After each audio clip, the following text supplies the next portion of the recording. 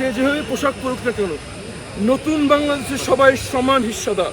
সবকিছু হবে আইন এবং সংবিধান অনুযায়ী, কোনো রকম বৈষম্য করা হবে না।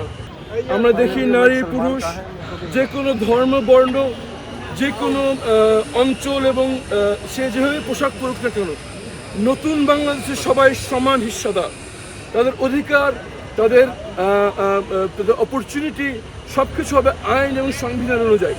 কাউকে তাদের লিঙ্গ, তাদের ধর্ম, তাদের রাজনৈতিক বিশ্বাসের কারণে কোনো রকম বৈষম্য করা হবে না। আজকে আমাদের নারীরাই তাদের চোখে আঙ্গুল দিয়ে দেখিয়ে দিল যে নতুন বাংলাদেশ আসছে। এই নতুন বাংলাদেশের সর্বাগ্রে থামবে, এই নেতৃত্বে থাকবে আমাদের পরেরা ইনশাআল্লাহ। আমরা শহীদ ওসমানের হাতের রক্ত শরীর আমরা জান দেব, কাউকে চুলাই নিতে দেব না ইনশাআল্লাহ।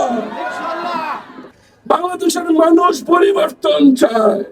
12ই ফেব্রুয়ারি এই পরিবর্তনের জন্য সবার আগে হ্যাঁ ভোটকে 2/3 সমর্থন নিয়ে বাংলাদেশের মানুষ 12ই ফেব্রুয়ারি বিজয় করবে ইনশাআল্লাহ। আমাদের হাতে আছে আর মাত্র 2 দিন।